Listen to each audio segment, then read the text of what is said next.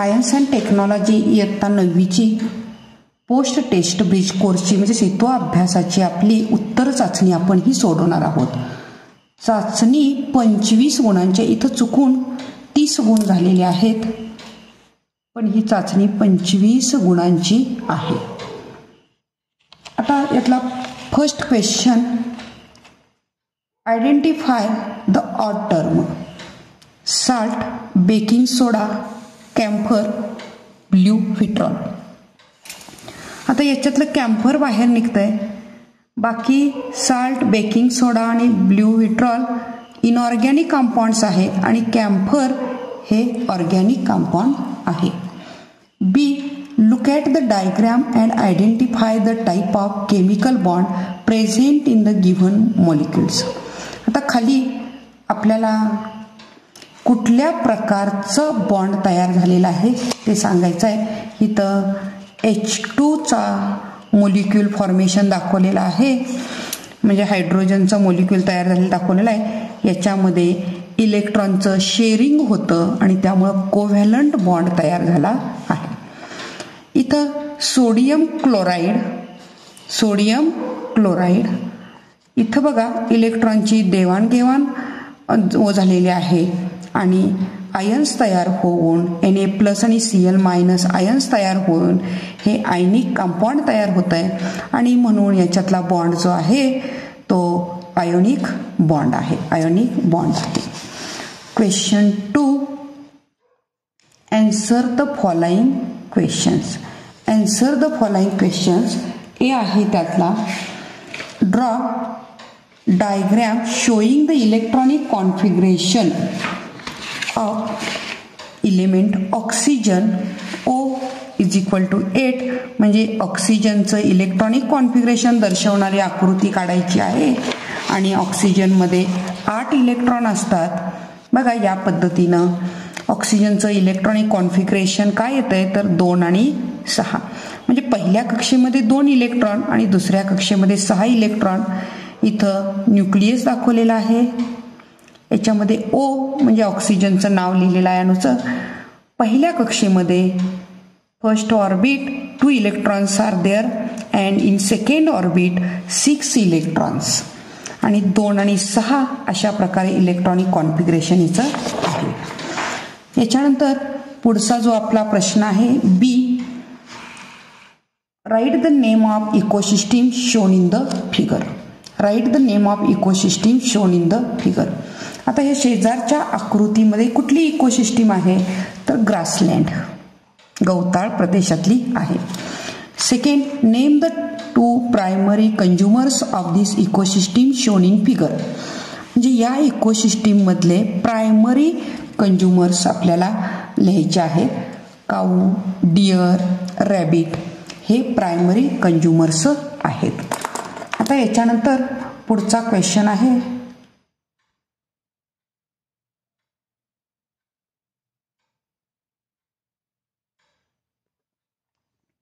answer in one sentence.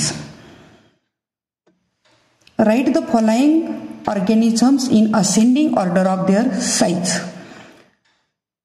खाली आपल्याला organism दिलेले आहेत, मायक्रो ऑर्गॅनिझम्स आहेत आणि त्याच्या आकाराच्या साईजच्या असेंडिंग ऑर्डरने आपल्याला लावायचे आहेत चढत्या क्रमाने.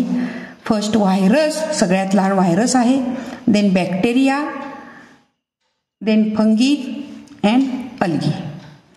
Virus, bacteria, fungi and algae असं या पद्धतीनं त्याचा क्रम आहे. पुढचा प्रश्न, observe the following diagram and answer the question given below. 2 मार्काचा प्रश्न आहे, अर्ध्या मार्काला एक उपप्रश्न याच्यामध्ये आहे.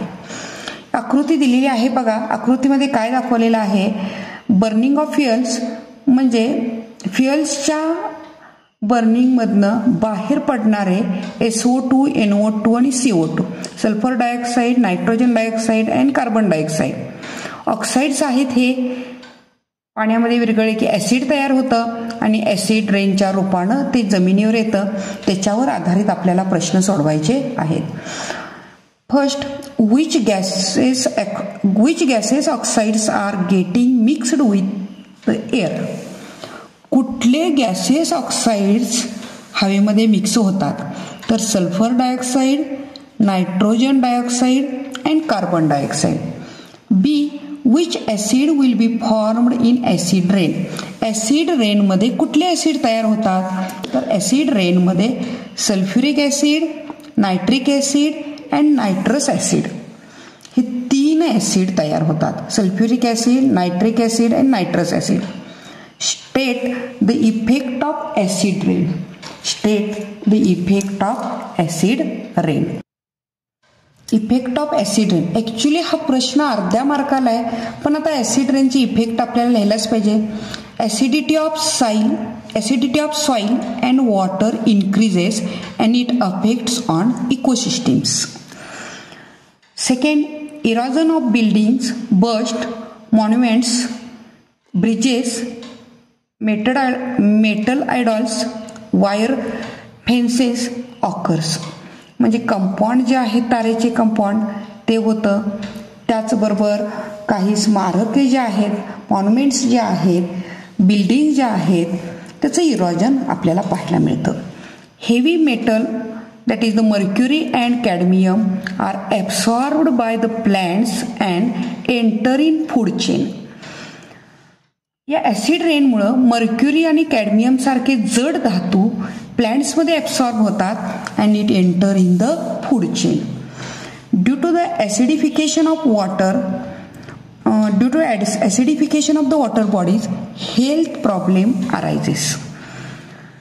म्हणजे जलाशयाचं जे पाण्याचे साठे आहेत त्याच्यामध्ये ॲसिडिफिकेशन होतं आणि मानवी आरोग्यास धोका पोहोचतो. याच्यानंतर यातलाच डी आहे, what will you do to avoid such a pollution. हे पोल्युशन अवॉइड करण्यासाठी तुम्ही काय कराल. आता बघा, हे एअर पोल्युशन कमी करण्यासाठी आपण काय करू, तर smoke emerging from the factories contain the harmful particles, hence pollution controlling machineries should be used. Filters वापरता येईल, त्यानंतर अरेस्टर्स वापरता येईल. Second, proper disposal of stinking waste generator in the cities.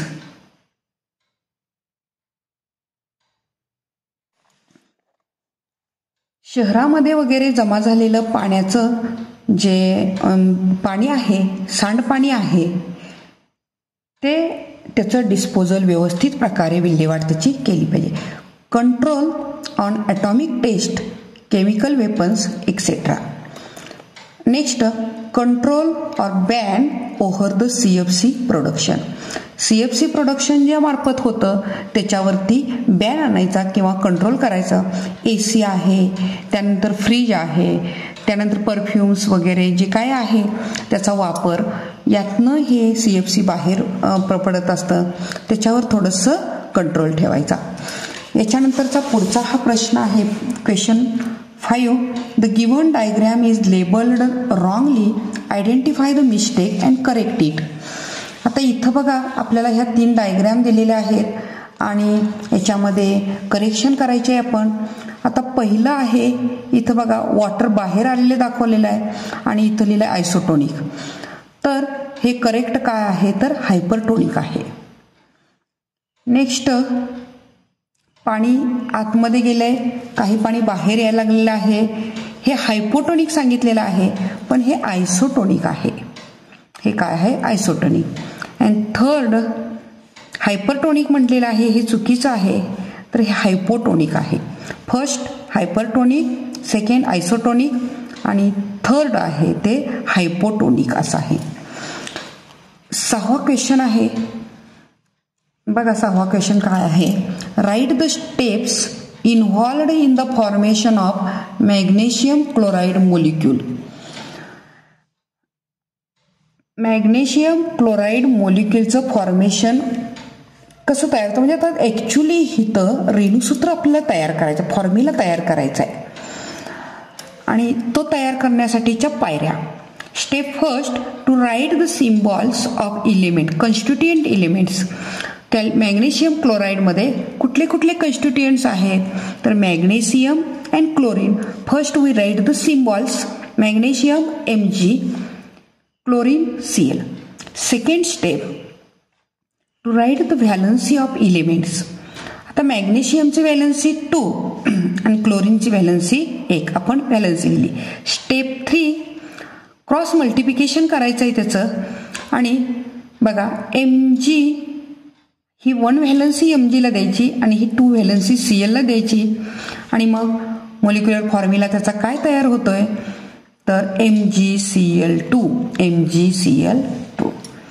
Question 7, complete the correlation. Complete the correlation, त्यांचा सहसंबंध आपल्याला इथं लिहायचा आहे. Amoeba, protista, bacteria. प्रोटिस्टातलं एक्झाम्पल दिलेलं आहे अमिबा. आता बॅक्टेरियाचं एक्झाम्पल लॅक्टोबॅसिली किंवा lactobacilli. Second, compass, magnetic needle. Compass means होकायंत्र. होकायंत्रामध्ये मॅग्नेटिक निडलचा वापर करतात. तर डोरबेलमध्ये इलेक्ट्रोमॅग्नेट वापरतात. डोरबेलमध्ये काय वापरलं जातं? इलेक्ट्रोमॅग्नेट वापरलं जातं. Doorbell electromagnet. Question 8, give the scientific reasons. 4 मार्काला आहे बघा. Give the scientific reasons. Beautiful designs can be made using the kaleidoscope. A beautiful design can be made using the kaleidoscope. Kaleidoscope म्हणजे परिदर्शी आणि या परिदर्शीमध्ये वेगवेगळ्या डिझाईन्स तयार होतात. का तयार होतात? कारण विचारलेलं आहे आपल्याला. सायंटिफिक रिझन लिहायचं आहे. तर बघा, in kaleidoscope 3 mirrors are fixed triangularly so that reflection of reflected light occurs many times. Therefore, innumerable images of glass pieces form the different design. Hence, beautiful design can be made using kaleidoscope. कॅलिडोस्कोपमध्ये 3 mirror त्रिकोणी पद्धतीने बसवलेले असतात, जेणेकरून त्याच्यामध्ये परावर्तन म्हणजे reflection आपल्याला बऱ्याच वेळा म्हणजे फार वेळा रिफ्लेक्शन त्याच्यामध्ये होत असतं. त्या अशा रीतीनं 2 मिररमध्ये 60 अंशाचा कोन करून ते बसवलेले असतात. In kaleidoscope 3 mirrors are fixed triangularly so that reflection of reflected light occurs many time. बऱ्याच वेळा खूपदा त्यामध्ये रिफ्लेक्शन ऑफ रिफ्लेक्टेड लाईट होत असतं. परावर्तित प्रकाशाचे परावर्तन खूपदा होतं त्याच्यामध्ये. Therefore innumerable images of glass pieces form the different design. त्याच्यामध्ये ग्लास पीसेस ज्या आहेत त्याच्या अनेक डिझाईन तिथं तयार होत असतात. त्याच्या प्रतिमा इमेजेस तयार होतात आणि त्याच्यापासून डिझाईन तयार होते. And hence beautiful design can be made using the kaleidoscope. Second scientific reason आहे, we should always cover our nose while sneezing. आपण शिंकताना आपलं नाक रुमालांच्या साह्यानं झाकलं पाहिजे. आपल्याला माहिती आहे की शिंकताना बऱ्याच प्रकारचे व्हायरस, रोगकारक जंतू आपल्या नाकातून आणि तोंडातून द्रवबिंदूच्या स्वरूपात म्हणजे द्रवबिंदू आपले जे ड्रॉपलेट्स बाहेर पडतात त्याच्या स्वरूपात ते येत असतात आणि त्याचं इन्फेक्शन बऱ्याच लोकांना होतं आणि मग तेही आजारी पडतात. आणि हे टाळण्यासाठीच आपण आपलं नाक रुमालाने शिंकताना झाकलं पाहिजे. Various viruses are spread through the droplets from the nose and mouth while sneezing. शिंकताना बऱ्याच प्रकारचे व्हायरस नाकातून आणि तोंडातून ड्रॉपलेटच्या स्वरूपात बाहेर पडतात. So that many people infected from this virus. Hence we should cover our nose while sneezing. Next question. Question 9. Arrange the stages of star formation in correct order. Star formation, ताऱ्यांची निर्मिती कशी होते त्यातल्या स्टेजेस लिहायचे आहेत. पहिली पायरी आहे बघा. आता उत्तर लिहित असताना 1, 2 असे आकडे टाकायचे नाहीत, तर हे लिहायचं वाक्य, टेम्परेचर अँड डेन्सिटी इन्क्रीजेस. पहिल्या पायरीला काय होतं तर तापमान आणि घनता, temperature and density increases. Second, a ball of hot gases is formed. तप्त हवेचा बॉल तयार होतो, गोळा तयार होतो. A ball of hot gases is formed. Third, atomic energy generation begins. Atomic energy निर्माण होते. And last, the sphere of gases is self illuminated. आणि sphere of gases is self illuminated म्हणजे स्टार, चमकणारा, चकाकणारा, प्रकाश देणारा तारा तयार होतो, गोळा तयार होतो. आणि तोच म्हणजे काय आहे तर स्टार आहे. 10वा क्वेश्चन आहे, following figure shows the types of reflection. Observe it and write the difference between the two. आता ॲक्च्युली याच्यामधलं डिफरन्स आपल्याला इथं लिहायचं आहे. इथं या दोन्हीमध्ये कोणतं म्हणजे आढळून येतं reflection. In first figure regular reflection occurs and in second figure irregular reflection occurs. Regular reflection occurs from the smooth surface. अगदी गुळगुळीत पृष्ठभागावरून हे आपल्याला आढळून येतं. ॲक्च्युली 2 मार्कालाच आहे, याच्यात फक्त ह्याचे टाईप्सच लिहायचे आहेत. Shows the types of reflection. आणि इरेग्युलर रिफ्लेक्शन जो आहे त्या इरेग्युलर रिफ्लेक्शन जे आहे ह्या रफ सरफेसवरून होतं.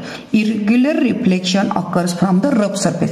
First point is the regular reflection occurs from the smooth surface and irregular reflection occurs from the rough surface. Second, या regular रिफ्लेक्शनमध्ये in regular reflection, incident ray and reflected rays are parallel. But in irregular reflection, incident rays are parallel but reflected rays are not parallel. Question 11, last question, 3 mark, each for 1 mark. Explain what will happen. काय घडेल ते लिहायचं आहे. Overdose of painkillers is taken. वेदनाशामक गोळींचा जास्त dose घेतला तर काय होईल. Overdose of painkillers may damage nerve system, excretory system and liver.